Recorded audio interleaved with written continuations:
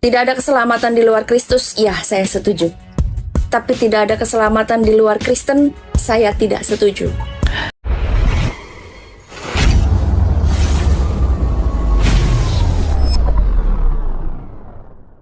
Welcome to khotbah populer. Yesus yang populer harus dikhotbahkan. Sahabat, Kristen progresif semakin berkembang, masih terus diperbincangkan.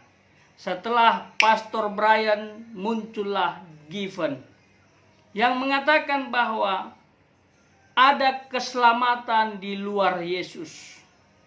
Katanya dia mati untuk dunia. Sekalipun orang tersebut tidak Kristen, tetap dapat diselamatkan. Apakah sahabat setuju dengan statement ini? Mari kita dengarkan pernyataan lengkapnya. Ini dia. Akhir-akhir ini saya melihat banyak sekali karena fenomena Kristen progresif, saya melihat banyak sekali penghakiman yang diberikan oleh orang-orang kepada Pendeta Brian. Hamba Tuhan saling menjatuhkan hamba Tuhan. Iblis ketawa ngelihat ini. Benarkah mereka tersesat atau kita yang tersesat? Yohanes 4 ayat 42. Dan mereka berkata kepada perempuan itu, kami percaya tetapi bukan lagi karena apa yang kau katakan, sebab kami sendiri telah mendengar dia dan kami tahu bahwa dialah benar-benar juru selamat dunia. 1 Yohanes 4 ayat 14, dan kami telah melihat dan bersaksi bahwa Bapa telah mengutus anaknya menjadi juru selamat dunia. Karya keselamatan itu bukan belum terjadi.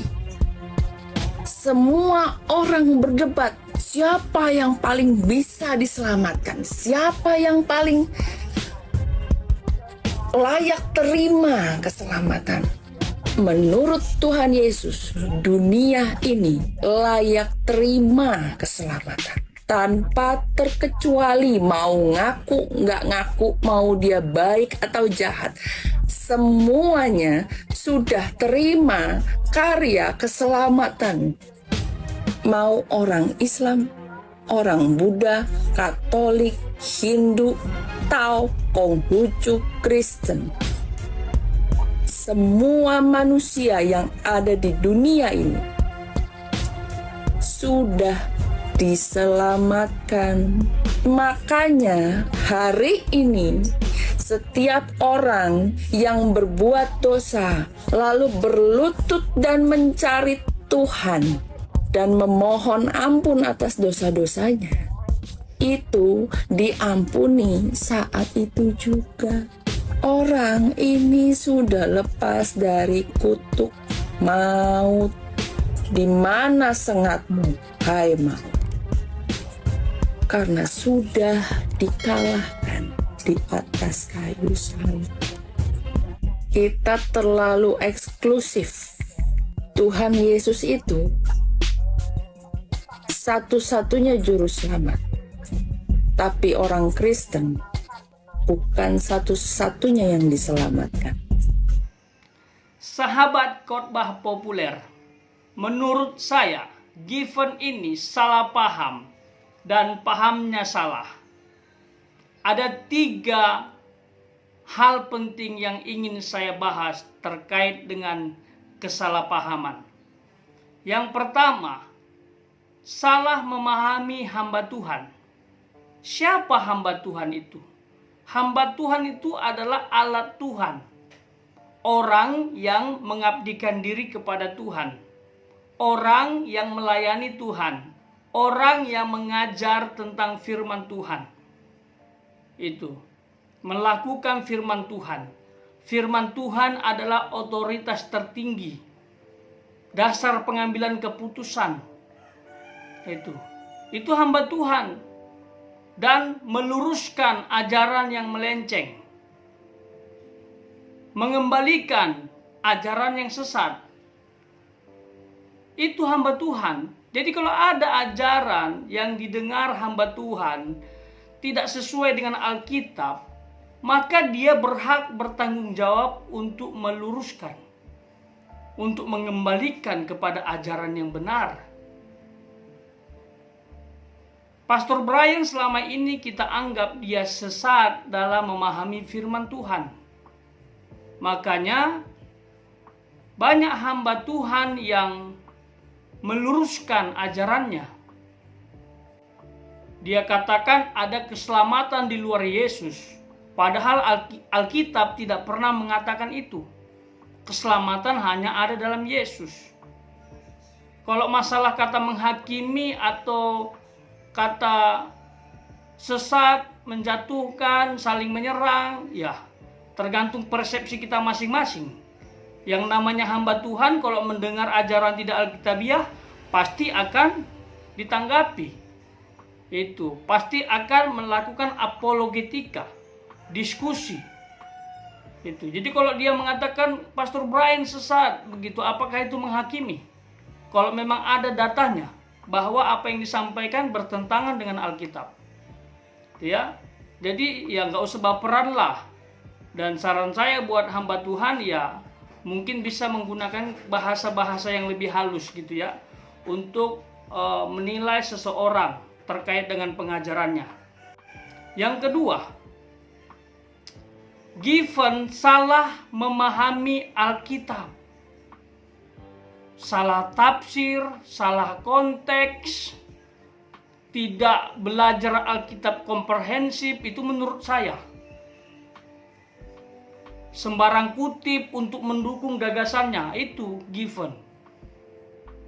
Setelah saya cek ayat yang dia gunakan untuk menjadi dalil untuk aliran Kristen progresif adalah Yohanes 4 ayat 42. Mari kita baca. Dikatakan, dan mereka berkata kepada perempuan itu, kami percaya, tetapi bukan lagi karena apa yang kau katakan, sebab kami sendiri telah mendengar dia, dan kami tahu bahwa dialah benar-benar juru selamat. Ungkapan Given benar, Yesus juru selamat, tetapi dia abaikan ayat sebelumnya atau kalimat sebelumnya yang mengatakan kami percaya. Jadi harus ada unsur percaya. Kata juru selamat dunia itu tidak berdiri sendiri, Mbak Given. Ada kata percaya. Orang yang mendengar dia percaya bahwa dia juru selamat. Itu. Lihat ayatnya gitu loh. Ini konteks adalah perempuan Samaria yang akhirnya juga percaya kepada Yesus dan dia mengalami perubahan hidup. Jadi artinya jangan diabaikan kata percaya. 1 Yohanes 4 ayat 14. Mari kita lihat. Dan kami telah melihat dan bersaksi bahwa Bapa telah mengutus anaknya menjadi juru selamat dunia. Ini. Semua orang menyaksikan bahwa Yesus diutus untuk menjadi juru selamat dunia. Tapi Given tidak baca ayat berikutnya di ayat ke-15. Demikian bunyinya. Barang siapa mengaku bahwa Yesus adalah anak Allah, Allah tetap berada di dalam dia dan dia di dalam Allah. Harus ada mengaku. Jadi kalau kita gabungkan percaya dan mengaku bahwa Yesus Tuhan, Yesus juru selamat dunia, Yesus anak Allah yang diutus. Itu. Jadi kata juru selamat dunia ini tidak bisa berdiri tanpa percaya. Bahasa praktisnya begini, Yesus memang mati untuk semua manusia, seluruh dunia, tetapi hanya bermanfaat bagi mereka yang percaya. Hanya bermanfaat bagi mereka yang terima Yesus, lahir baru. Itu dia. Jadi jangan diputus-putus ini lanjutannya. Harus percaya. Tidak akan bermanfaat, tidak berfaedah karya Tuhan itu disalib kepada manusia yang tolak dia. Ini. nggak akan bermanfaat. Jadi harus percaya Yesus, harus menerima Yesus. Jadi kalau ayat dikutip, itu lihat konteksnya. Konteks jauh, konteks dekat. Belajar Alkitab secara komprehensif, Mbak. Jangan hanya comot beberapa ayat untuk mendukung gagasan Anda. Kecuali kalau Anda tidak percaya firman Allah 100%, kebenaran mutlak yang harus dijadikan sebagai dasar pengambilan keputusan. Itu, ya. Jadi kita harus berpikir lebih dalam ini tentang firman Tuhan. Jangan terlalu maju satu langkah. Malu kita nanti, ya. Menurut saya, gagasan yang mengatakan keselamatan ada di luar Yesus itu melecehkan karya salib, pengorbanan Kristus. Gitu. Ngapain dia datang ke dunia coba? Itu kan untuk menebus manusia dari dosa, pelanggaran Adam yang diwariskan secara otomatis kepada keturunannya. Jikalau tidak ada karya penebusan dosa, maka tidak ada pengampunan dosa. Itu. Ya. Jadi kita harus paham ini. Nah, ada ayat yang saya mau tunjukkan supaya lengkap bahwa tidak boleh karya Tuhan berdiri sendiri tanpa iman. Satu ayat dulu. Dalam Yohanes 3 ayat 16. Karena begitu besar kasih Allah akan dunia ini, sehingga ia mengaruniakan anaknya yang tunggal. Dan barang siapa yang percaya kepadanya tidak binasa, melainkan beroleh hidup yang kekal. Ada 3 garis besar. Satu, kasih. Allah mengasihi seluruh umat manusia. Sehingga yang kedua, ia mengaruniakan anaknya yang tunggal. Bahasa teologianya inkarnasi. Allah itu sendiri yang mengambil rupa manusia.